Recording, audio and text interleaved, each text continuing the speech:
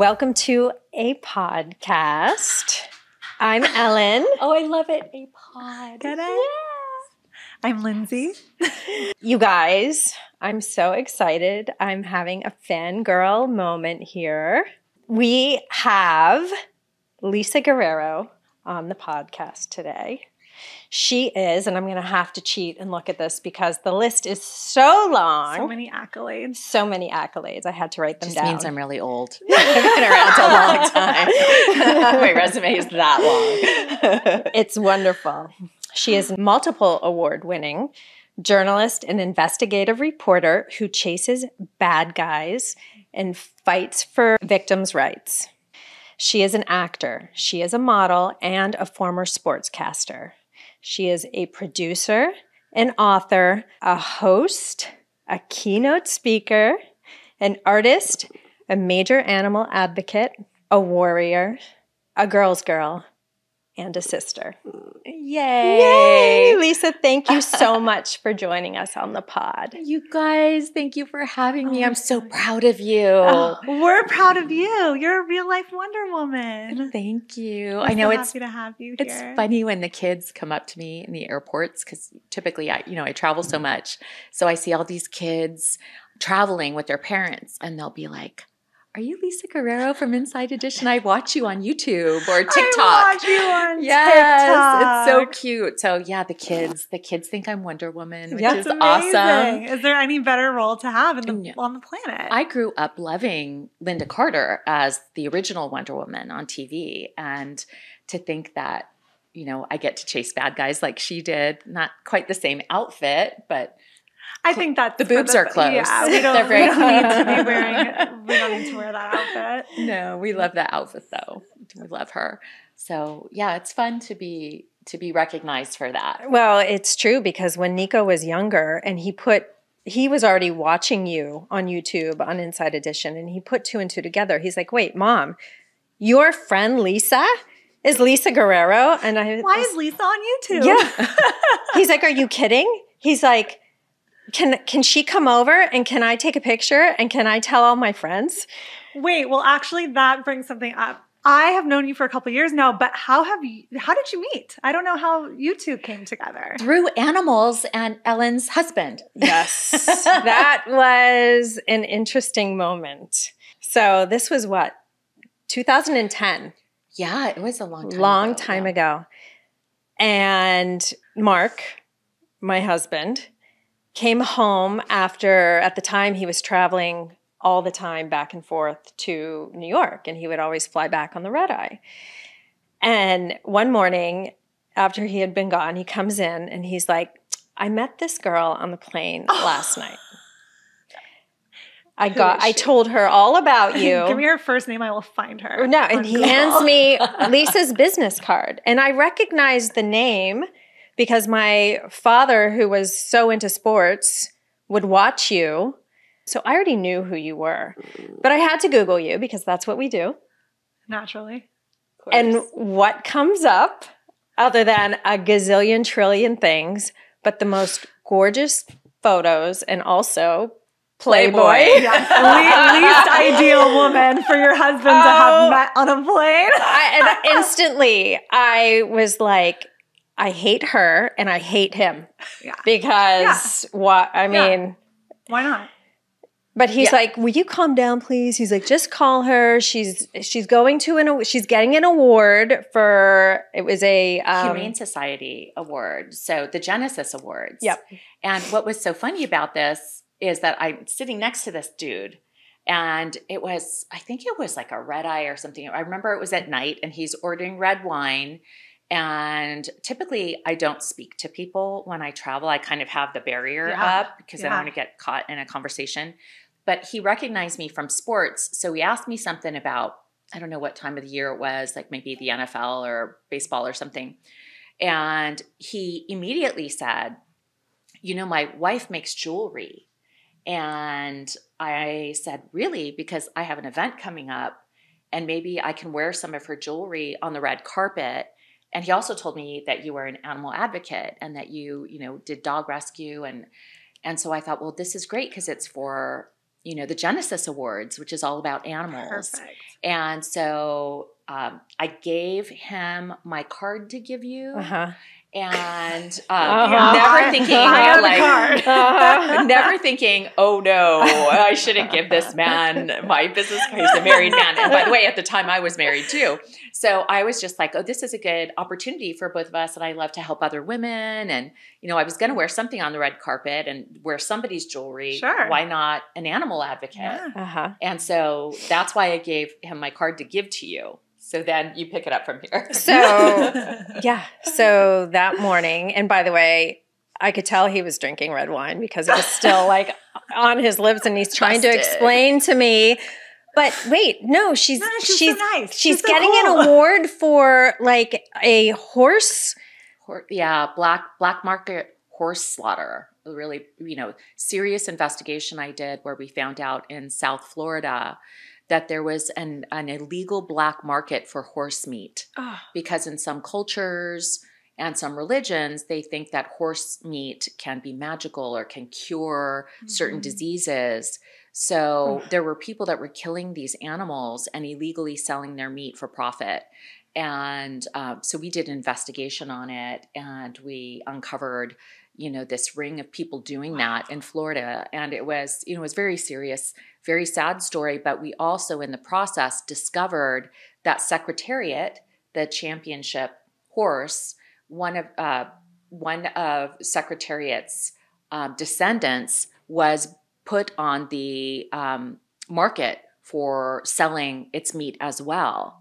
And so we worked with a horse rescuer who helped to rescue Freedom's Flight. So Freedom's Flight was the name of Secretariat's descendant, and we helped save Freedom's Flight from slaughter. Wow. And so that was the story I was being nominated for the Genesis Awards. How wild that this is the world that brought you guys together. Animals. Well, and that, kind of disarmed me a little bit. I'm like, okay, she's winning an award for this horse slaughter story, which like I couldn't even fathom or think about. And here's this Wonder Woman who went in and like busted these people. Yeah, how bad could she be? How bad could she be? Okay, I'll text. I don't know if I text. I think I called you actually. And I was like, also, I was like thinking, you have to think like a businesswoman.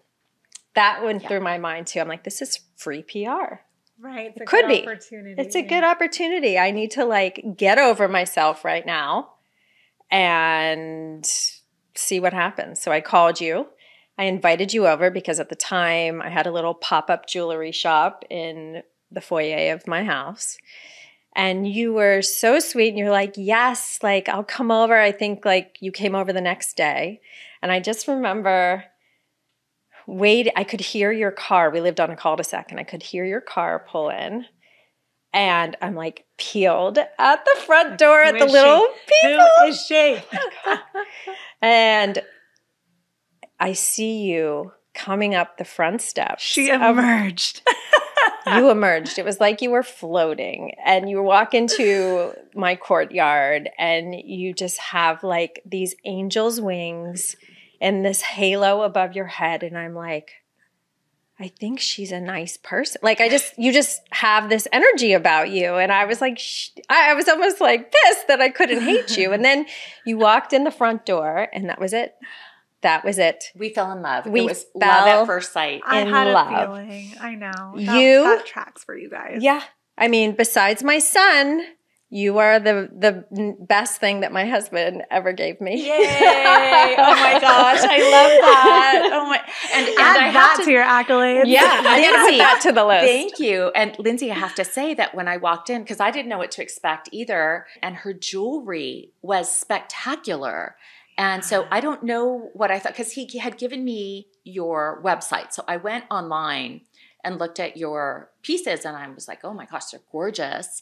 And so in addition to how much we hit it off, just as an artist, you're so talented And I ended up wearing, I think, several strings I with designed the black dress just for that. And so before doing rescue full time with my beautiful work wife, I had a jewelry business, and I would donate a portion of the proceeds back to local rescues. Amazing. Yeah. So Lisa told me which dress. She was wearing a black dress with a plunging neckline, and I was like, I'm going to get to work. And I just remember I have the picture. You were photographed in that, and it was 3 layers of these gorgeous, like, precious stones, and it looked really great. And I felt like a princess. you felt, and I fell in love with you mainly. It was the main thing. So that was it.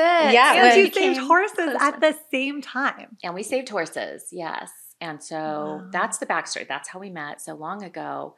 And then since then, of course, I've followed and supported Ellen and what you guys have done with Deity, and Ellen and I have worked together on camera since then. Yeah. And also I just always remember the one Fateful Dinner. So I also remember that Fateful Dinner. That dinner threw a wrench in my life. Yes, it really did. So I get this video of an RV filled to the brim with chihuahuas. They're pushed up against the windshield. Yeah. They're barking. And you can't count them, but I would have said 2,000. Yes. And we were at work, and I remember just handing you my phone. Yeah. And what I said, that's an animal control issue. That's an animal control issue. I don't see how this relates to me. Right. You're like, that has nothing to do with me. So that night, you and I had dinner. And every once in a while, I'll throw current events in the animal welfare world at you. Not just sharing as friends, not expecting, things to go anywhere. And you're looking at this video. it was so distressing to see it. Obviously, the dogs were in distress. Yes. And, we have a homelessness crisis here in Los Angeles, as do many big cities. And it was the pandemic. It was 2020. Pandemic, yes. And so there were multiple chaotic events here. And you add to this the potential of mental health, which also is, one of the problems when you think about hoarding or, animal abuse or, the homelessness crisis or addiction. Like they're all kind of smashed together in this really sad, tragic circumstance. And so we didn't know what we were looking at other than there are too many chihuahuas in this camper that appears to be parked, and you said that it had been parked there for a long time. Mm-hmm. So somebody was living in the camper with too many dogs that were in distress in the heat. Yes. That's all we knew at that point. Yeah. And you said to me, I think I can help. I want to stop you there because this is something that I have learned about you and something that I know about you, that bravery is such a thing in your life that keeps you doing things. And I am in the animal welfare world. When I saw that video, I was like, I'm overwhelmed. What can I do to help this situation? You've got to go higher. You got to go to animal control. But when you saw the video, you felt called to help. Like, what was in you that felt like, I can do something to fix the situation?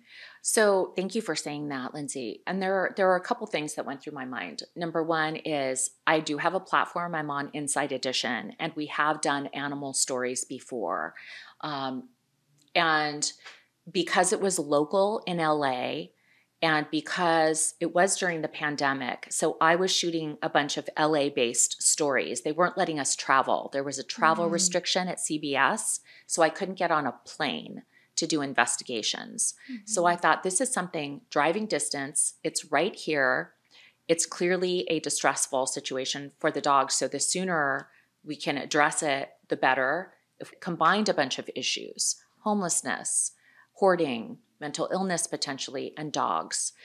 I was able to call my producers, send them that video to show them, and pretty quickly we were able to get the yes. Thank goodness. Yeah. Because like you said, they were in distress and time was of the essence. Yeah. You said meet me at 8:30 tomorrow morning. Yeah. Oh, and then I got a text from her like, I told Lisa. They said, well, then I guess we're getting in the car. My tail was between my legs. And because, we had already had this conversation, and you, to your credit, you go, all right, well, if Lisa thinks we can do this, then let's do this. Well, we had the support. We needed to do it. Yes. Yeah. Thank you for that. Side note, we had called animal control. Right. We called them the day before. Right. We let them know. Right. Unfortunately, at that time, because it was beginning mid-pandemic, their hands were tied too. So they they gave us their blessing to go in and help. So we said, no worries, we have Wonder Woman. We got this. Well, it's interesting that you talk about law enforcement, because I think animal rescue world will know that it's very frustrating when there is a problem and that animals are being abused or neglected. You call, whoever in your city or county you're supposed to call, and you don't necessarily see results right away. So I think that's where, in terms of the media, either local or national media, what we do in not just animal stories, but in most of the investigations I cover, we'll say, we are coming to cover this. We've heard there are dogs here. We've heard that you have been called. Right. Why aren't you doing anything? Because we're going to go put it on camera. Right. And then suddenly law enforcement does what they're supposed to do, right. which, we've seen time and time again, where it really takes people and social media to get law enforcement to do the right thing.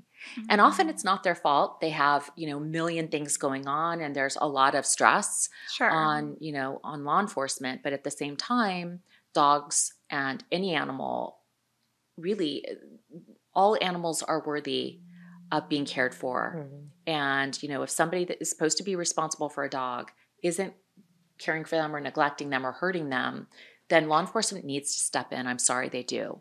They just do. So that's where the media can help. Right. And social media can help. And all of these, amazing 501c3s and animal rescues, it's really important, because you can shame law enforcement into doing something. Yeah. Yep. We're learning that now, aren't we? In this case, though, it worked. It worked. Totally. And because of you, the two of you, you were able to rescue not just the dogs that were in the RV, but we later found out some of those dogs were pregnant and gave birth later. 4 of them. Yeah. So we had a grand total of 41. Yep. Was it 41? And 41. two puppies went to heaven before they were born, unfortunately. Right. Yeah. So it was 40. Yeah, but we couldn't have done it without you. Yeah.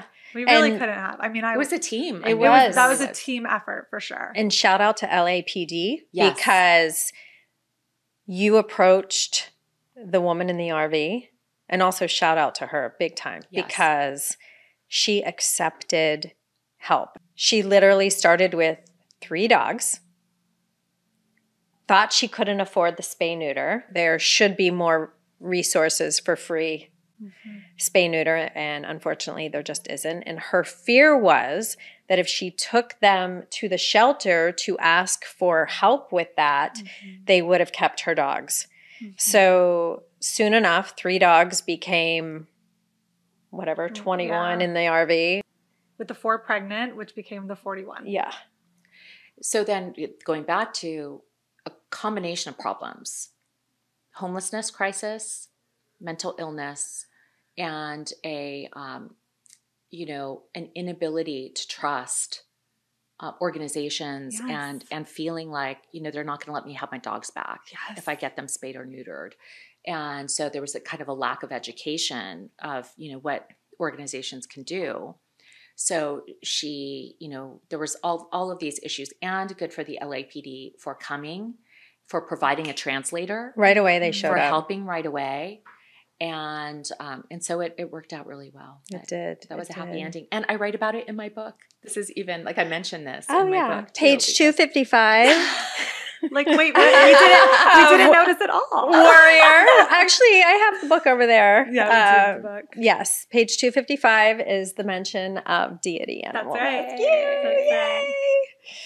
Well, it just, I love that you guys are really shining a light on these issues and pulling a community together, because as we've also discovered, it takes more than one organization, or one person. It's really an entire community. And you guys have been really good at gathering like-minded people from around Los Angeles and California and the country to help rescue and to help, provide medical treatment, surgery, et cetera, for these beautiful animals. Oh, well, thank you. Yeah. I mean, just like you advocating for the victims, our victims are the animals who absolutely have no voice.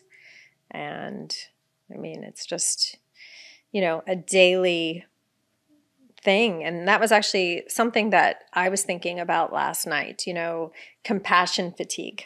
Yeah. And how you deal with that, because very I know interested to know. Yeah, because I know for us, like, we got to a point recently that we just looked each other in the eyes and we're like, we can't go on like this. Like, we're shells of human beings. We're numb. Our hearts are shattered. Like you said, we cannot do it alone. We have to do it with a team, and everyone needs to be on the same page. And you, in addition to fighting for animal welfare, fight for human welfare. And how do you constantly confront the heartbreak and feel like you're going to keep doing this? That's a really big subject that I'm constantly dealing with, is my own mental health. And part of the reason why I wrote the book, Warrior, is because I recognized what's really funny is I started writing my memoir 20 years ago when I was still doing sports, because I was one of the few women in the locker rooms of the teams I covered, and then, Best Damn Sports Show and Monday Night Football. And I realized I was surrounded by all these amazing stories, and I was in an unusual situation as a woman going into these environments in a male-dominated field. So I started taking notes, and I wrote columns and started thinking about a book a long time ago. Oh my God, you had no idea where that was going to go. I had no idea. And originally the book was called Between a Jock and a Hard Place. And it was a series of funny essays about a woman in sports. And as the years went on, I became an investigative reporter, I thought, well, actually, I'm doing a lot more than writing about sports. Now I'm doing investigations. But what I discovered as I looked back on all of these old journals and the current journals is that I had experienced trauma then. I was the subject of verbal and sexual harassment constantly, and of, various types of trauma, and that I wasn't addressing those issues. And I realized that what I really needed to write about was the true story of what I've gone through and have experienced. And especially because I interview victims of crime and scams and murder and rape, those are really heavy subjects, and I'm constantly sitting down across from somebody who's had the worst thing happen to them in their entire life. Yeah. And they're pouring out their heart to me. Yeah. You've put murderers away in jail. I mean, right. Our stories have really helped lead to consequences for victims and justice for victims. But with that does take a toll on my mental health. So I discovered a few years ago what I needed to do was to find an outlet, an artistic outlet for me, which is mosaics. I do, and I break glass and ceramic, and I create something beautiful out of something broken. Wow. And that's what mosaics is about for me. And it's metaphor. A very literal metaphor. Yeah. I go out into my art studio, and I've created all kinds of things from big pieces to small pieces. I've gifted you guys pieces before. We have one over there. It's our group photo. And I just feel like that's been a real balance for me, is to find an artistic outlet. So I tell anybody that is dealing with this, journal, tell people about your trauma and your challenges. You've got to talk about it openly, speak to somebody, seek therapy if you need to. In my book, I outline, my spiraling depression and even my suicidal ideations when I was on Monday Night Football and then being fired from that job in front of 40 million people. Right. It was traumatic. And so when I finally went to seek help, it really changed everything just to be able to talk about it. Yeah. And I was able to change the entire focus of my life professionally and personally over that series of 18 months. So it does get better and things can be brighter and there is light at the end of the tunnel and you can turn your pain into power, all those things. But first you have to figure out what your outlets are.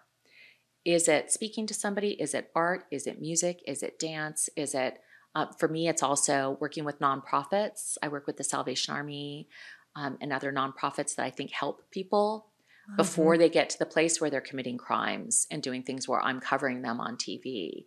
Is there a way to help with the homelessness crisis and addiction on the streets? And there are a lot of organizations that are doing that great work. And so that really gets me out of my bubble. And so I think for everybody it's different, but you really need to discover what it is that helps separate you from the trauma of what you're doing every day.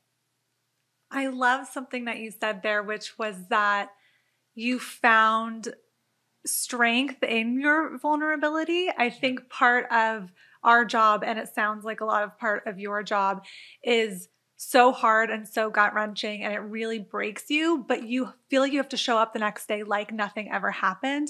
And for me, that's something that makes me feel like I'm empty inside, but I'm running, I have to keep doing this. But by saying you need help and by talking about it, you found the resources to do it and to do it better. And I think that's a really important lesson that I'm working on. Empathy is your superhero weapon, right? Empathy is what makes you good at what you do. You're rescuing animals, and you can't do that without having an enormous amount of compassion and empathy. But that same empathy also makes you sensitive and vulnerable to trauma. And so as a reporter, what makes me really good is that I lead with empathy. And people trust me. They trust me to tell their stories to, and they trust that I'm going to go out and get results for them. But that also means that my emotions are like right on the surface all the time. Mm-hmm. Yes. I cry when I sit down and do my interviews with my victims constantly. And they used to tell people, don't cry, be neutral, don't be biased, which is bullshit. I say in order to be, you have to be truthful, not neutral. And so as a reporter, this has helped me. And I think that that's my secret weapon is my empathy. But that's also the thing that can hurt you and can cause you pain. Right. So it's crucial that, and women have this, moms have this instinctually, you need to be able to take those gifts of empathy and be able to use them every day, but also be able to put them aside when you need to put them aside to get shit done and to really focus on your well-being and others. So you've got to separate it.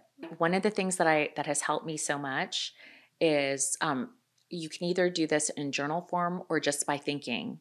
But instead of thinking about the things I'm worried about and anxious about or the problems that I had that day and what I have to face tomorrow, I concentrate on the gratitude I have for the things I have. A roof over my head, 3 meals a day, my family, my friends, my garden with roses. Yeah. And if I focus right before I go to bed and I start to enumerate for myself all of the things that are good that I have, that I'm privileged, I know that I'm grateful for these things and I'm blessed to have these things. And it gets my mind off the negative things that create anxiety that stop you from sleeping. So, and that has really worked very well. So it disconnects me from worry and connects me to gratitude. And then I can sleep. We are so lucky. Yeah. We really are. And when you focus on the things that you have, that you're blessed to have, then it's just so peaceful. It's so much easier to sleep and to disconnect from that compassion fatigue. Wow. Amazing. Yeah. So something that I always loved about you, and that's another reason I knew you were my sister, cupcake. Here you are. Your job requires you to essentially fly around the world at any given notice. And you have this little man. He was a little Yorkie. Little teacup Yorkie. Teacup Yorkie. I got tiny. to meet Cupcake. You did. That's right. Yeah.